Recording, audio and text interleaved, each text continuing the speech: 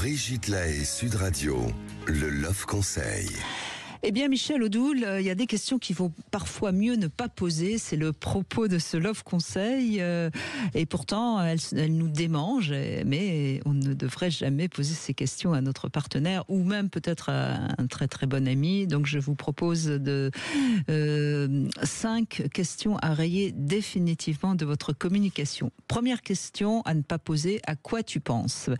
Parce que si l'autre s'est évadé dans son jardin secret, c'est justement que c'est un secret. Et lui poser la question, de toute façon, c'est qu'il n'a pas envie de vous parler. S'il avait envie de vous parler de ce à quoi il pense, il vous parlerait.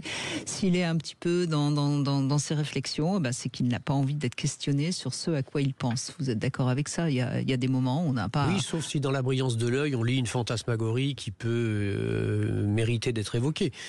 Oui, enfin bon. Non, mais je plaisante. On est d'accord.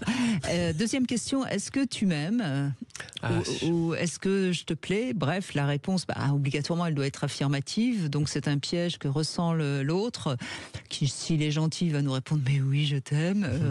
Sinon, il va y avoir un grand silence et ça va être très, très désagréable. Troisième question, est-ce que tu m'as déjà trompé ? Bon, là je crois que c'est pas la peine de faire des commentaires, hein. On est d'accord.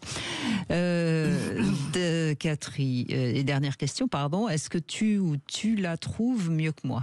Alors ça c'est pareil, c'est une phrase qu'on a parfois envie de prononcer lors d'une soirée quand on voit que notre partenaire regarde particulièrement quelqu'un d'autre, mais c'est pas la peine de se faire du mal, c'est pas la peine.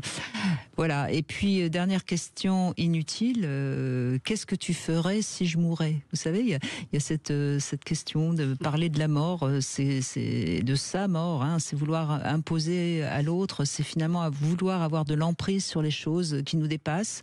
Est-ce qu'on pourrait répondre franchement à cette question ? C'est ridicule. Il y a une façon de répondre à cette question. Ah oui ? Ah oui. C'est si l'un de nous deux venait à mourir, je serais inconsolable. Oui, c'est la fameuse si l'un de nous deux venait à mourir, je la connaissais avec J'irai vivre à Paris.